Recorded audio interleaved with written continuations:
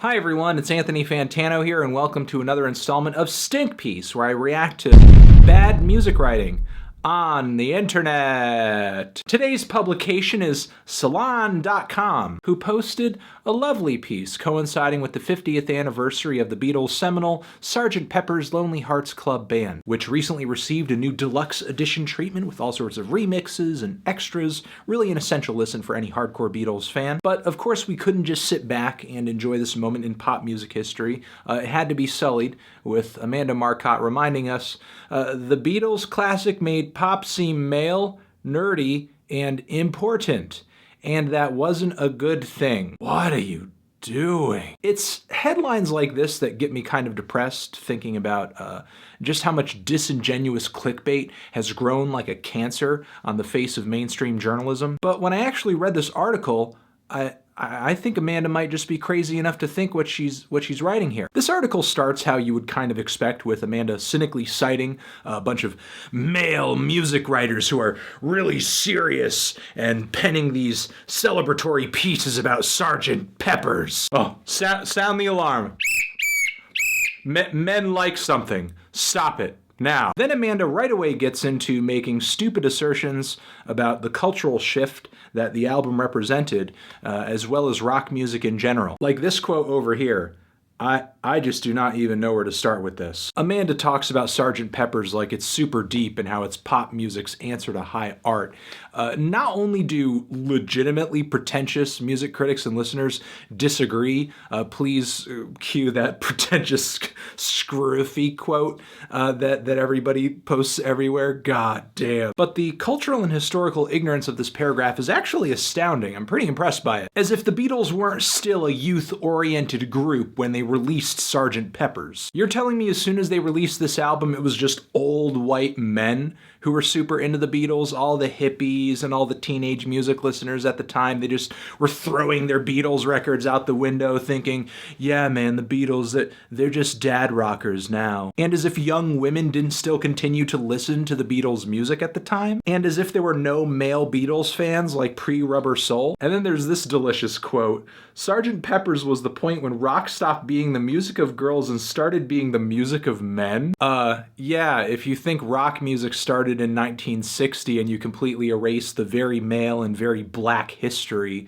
of the rock and roll and rhythm and blues music that directly inspired the Beatles, the Stones, and pretty much every fucking British invasion band. Amanda then goes on to lament what she sees as an all too common progression of teeny bopper-oriented groups, going from making very lighthearted, very youthful music to something for old, serious men who are stuffy and nerdy and don't care if a song has a beat you can dance to. But in the process of supposedly defending young female music listeners, Amanda continues to stereotype them again and again and again, even admitting that the hysterical and lustful obsession that young girls had over the Fab Four back in the day was embarrassing, and then acts like young women would be almost completely incapable of looking at John, George, Paul, and Ringo in their multicolored regalia on the front cover of Sgt. Pepper's itself. Are you a woman? Can you look at this cover? Do their outfits on this cover make you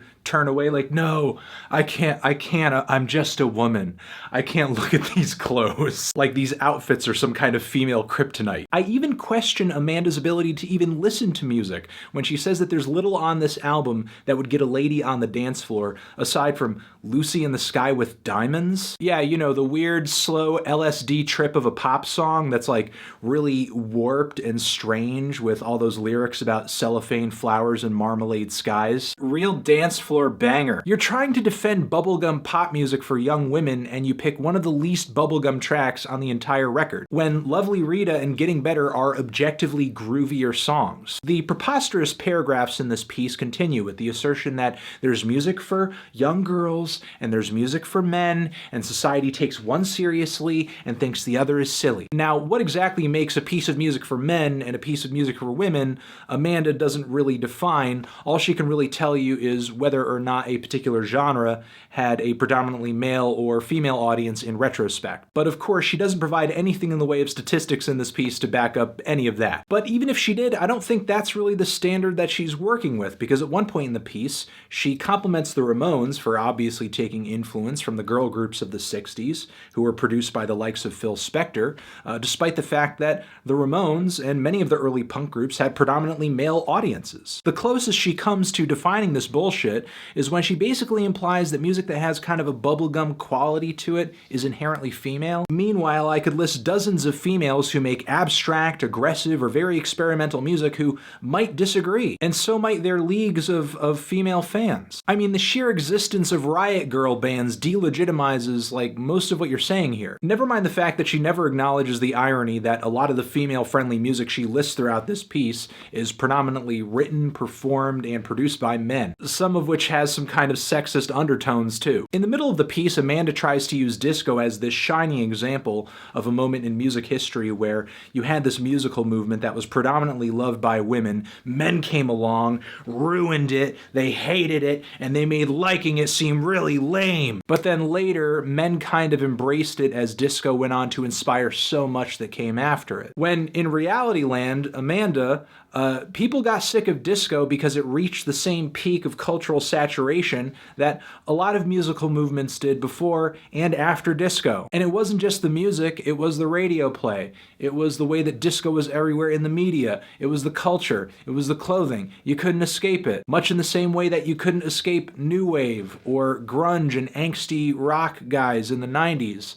Or, fucking Europop. It wasn't a bunch of long-haired Led Zeppelin bros blowing up records in the middle of a baseball field that made disco die. It was the fact that the genre had its 15 minutes of fame, and then, lo and behold, something else came along. Synth pop. New wave. Record labels started marketing other things. Did NSYNC and the Backstreet Boys call it quits because all the record execs and the labels and everyone in the boy bands and all the teenage girls had finally said, you know what, guys, the teenage boys, the men, they don't like us. We just have to call it quits. If we can't get the men on our side, what are we doing? Amanda also fails to acknowledge that there is tons of music out there that is marketed toward or sells really well with men, young men, even teenage boys, that is just as much a product of the same kind of commercialism, the same kind of marketing that a lot of these female-oriented groups are.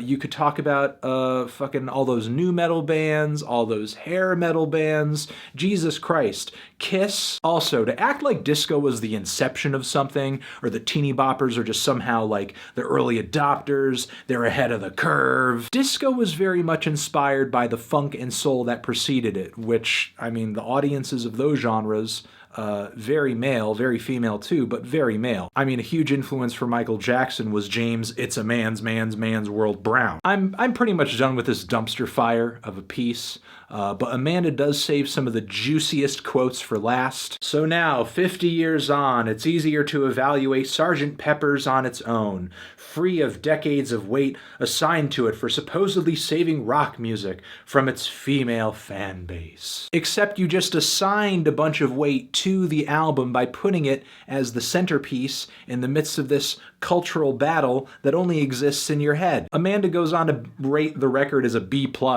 for some reason, which, I mean, that's fine. That's her opinion. I don't think it's the Beatles' best album either. But then she kind of undermines her own opinion by admitting that because of the way she perceives the album culturally, she's always going to have some kind of gripe or bias against it. And finally, she decries a world where certain kinds of pop music were treated as inferior for decades just because its fan base was mostly people who looked like me. But you've spent almost this entire piece trying to tear down music listeners and musicians who look like me. So are you really coming out ahead here? In the end, I mean, I feel really bad for Amanda.